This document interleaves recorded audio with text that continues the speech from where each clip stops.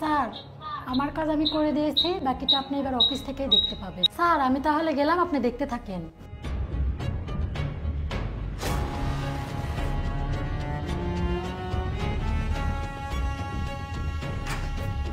এই তুই আমার রুমে কি করিস? এই তোকে নিষেধ করছি না আমার রুমে আসবি না, তারপর কেন আসিস তুই? না ম্যাডাম তেমন কিছু না, বিছানাটা একটু এলোমেলো ছিল তো তাই ঠিক করে দিলাম ম্যাডাম। তোকে যেন আর আমার রুমে না দেখি, বের হয়ে যা ম্যাডাম। আচ্ছা ভাগ এখান থেকে। আচ্ছা আসছে আমার রুমে।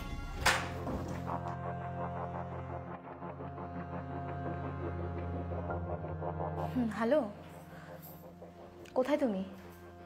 ও আচ্ছা শোনো, ও 3 দিনের জন্য বাইরে গেছে বুঝছো, বাসা এখন পুরো ফাঁকা। তুমি তাড়াতাড়ি চলে আসো, দেরি করো না কিন্তু। আচ্ছা আচ্ছা ঠিক আছে, রাখলাম।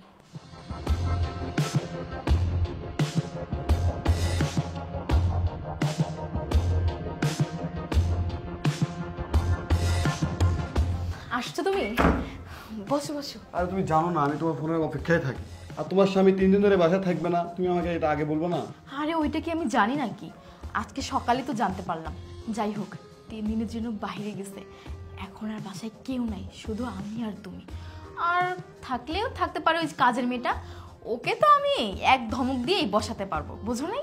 বাদ দাও এসব, চলো তো আমরা একটু। এই শোনো না, তোমার ছোঁয়া না পেলে না আমার কোনো কিচ্ছু ভালো লাগে না, সব কিছু কেন জানি এলোমেলো লাগে। আরে আমি জানি তো তুমি আমাকে অনেক ভালোবাসো, আমিও তোমাকে অনেক ভালোবাসি। আর তুমি জানো আমার দেহটা এখানে পড়ে থাকলেও আমার মন প্রাণ শুধু তোমার কাছেই পড়ে থাকে, বুঝছো?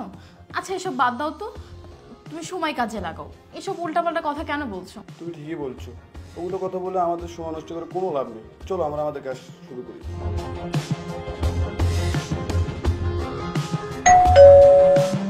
কি ব্যাপার, তুমি না বললে বাসায় কেউ নাই, এখন আবার এই সময় কে আসলো?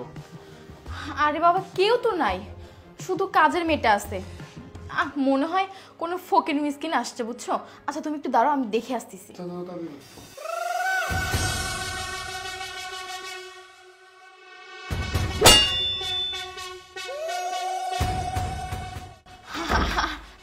তুমি তুমি না বললা তুমি 3 দিনের জন্য বাইরে গেছো, তাহলে তুমি এই সময় কি করো? হ্যাঁ 3 দিনের জন্য আমি বাইরে গেছি, একটা কাজে এসেছি। কে রে তুই? কে? ও ও ও আমার ভাই, খালাতো ভাই। হ্যাঁ ভাই, ও আমার বোন, ও যা বলছে সত্যি। ও আচ্ছা আচ্ছা আচ্ছা। তুই ওর ভাই? সত্যি বলছি, ও আমার ভাই, তুমি বিশ্বাস করো। আচ্ছা আচ্ছা আচ্ছা, ভাইয়ের সঙ্গে এক রুমে দরজা লাগায় কি করতেছিস তুই? আরে কিছু না, গল্প করতেছিলাম। গল্প করতেছিস? এই তুই গল্প করতেছিস? আমার নিজের চোখে আমি যা দেখলাম তা কি ভুল? উপরে তাকা, তাকা উপরে দেখ তো।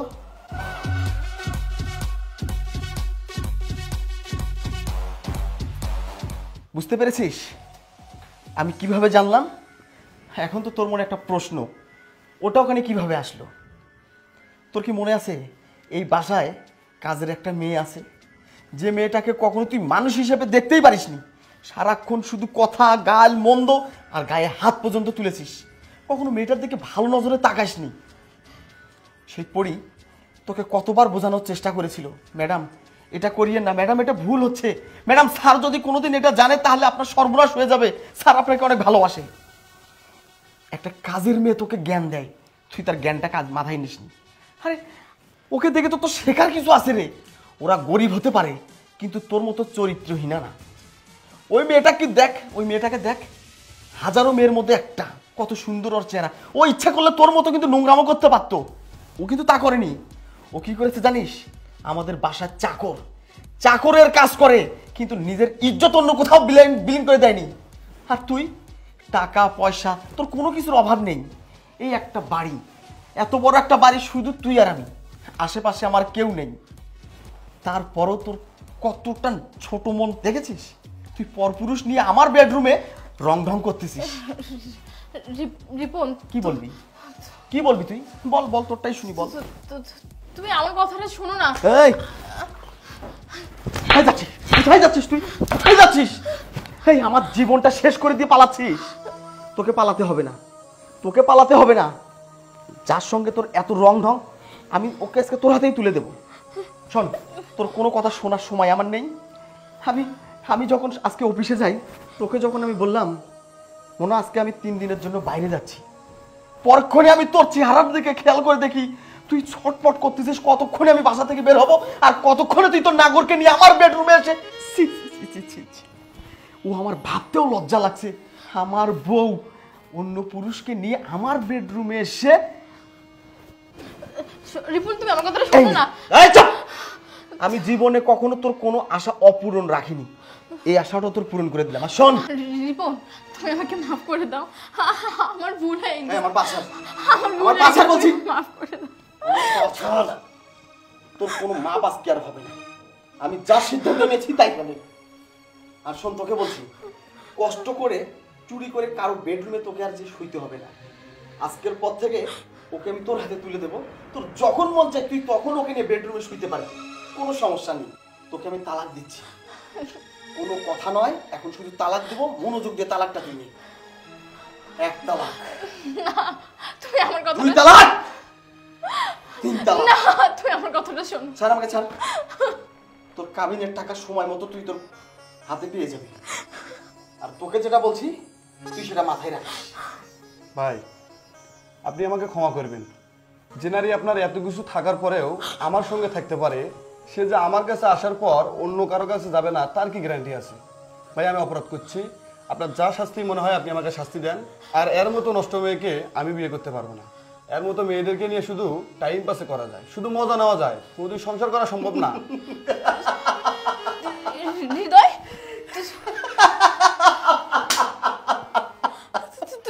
তুমি এসব এই বাস্তবতা কাকে বলে দেখেছিস তুই? নাঙ্গের আশায় ভাতার চাললি, এখন ভাতারও নাই, নাঙ্গও নাই। সত্যি ভাই, তোর কথাগুলো না আমার খুব ভালো লেগেছে, আমার কলিজায় লাগছে রে। তোকে আবার কিছু বলবো না। দেখ, তুই তুই কত বড় বোকা, কি করলি তুই? এত ভালোবাসার পরেও তুই আমার সঙ্গে যেটা করলি, ওই উপরওয়ালা তোর হিসাবটা সাথে সাথে দিছে। আল্লাহর বিচার আছে রে। এত কিছু করার পরেও, এত ভালোবাসার পরেও তুই আমার ভালোবাসার দামটা দিতে পারিসনি। আরে আমি তো জানতাম লোহা অযত্নেও জারি ধরে, এই ভয়ে আমি তোকে কখনো অযত্ন করিনি, কখনো তোর কোনো কথা আমি অবহেলা করিনি। তুই যখন যা বলেছিস, যখন যা চেয়েছিস, আমি তোকে দেওয়ার চেষ্টা করেছি। শত কষ্টের মাঝেও আমি তোর মুখের হাসিটা দেখতে চেয়েছিলাম। বিনিময় তুই কি করলি? তবে একটা কাজ তুই ভালো করেছিস, তুই আজ যা করেছিস, আজ হয়তো আমরা এই 3 জন এই 4 দেয়ালের মাঝে সীমাবদ্ধ আছি, কিন্তু এটা যদি আমি আরো পরে জানতে পারতাম, হয়তো এই 3 জনের পরেও দেশবাসী জানতো, সারা মহল্লার মানুষ জানতো, তখন আমি হয়তো মুখ দেখাতে পারতাম না। আল্লাহ যা করে ভালোর জন্যই করে। এই শোন, তুই আমার চোখের সামনে থেকে বেরিয়ে যা, নাতে আমি যখন তখন কিছু একটা করতে পারি। ওঠ, আমি বলছি ওঠ। আরে ওঠ, যা, বেরিয়ে যা। তোকে আমি একটা কথা বলি, তোরা কেন এটা করিস? জানিস একটা মেয়ের সংসার আছে, স্বামী আছে, একটা ঘর আছে, দেশে কি মেয়ের অভাব? বল, কেন এই পরকীয়ায় যাইতে হবে? বল, কি করলি ভাই তুই? একসাথে আমাদের 3 জনের জীবনটাই নষ্ট। কেন তোরা এটা করিস? তোরা কি একটু বুঝতে পারিস না যে ওই মেয়েটার স্বামী আছে, সংসার আছে, দরকার নেই ওই মেয়ের কাছে যাওয়ার। দেশে তো মেয়ের অভাব নেই, আমি অন্য কোনো মেয়ের কাছে যাই, প্রয়োজন পড়লে আমি বিয়ে করি। তুই আমার সঙ্গে যেটা করলি, ওই উপরওয়ালা যদি একজন থেকে থাকে, আমি অভিশাপ দিচ্ছি, আমার চেয়ে বড় আঘাতটা তুই একদিন পাবি। যা, বেরিয়ে যা।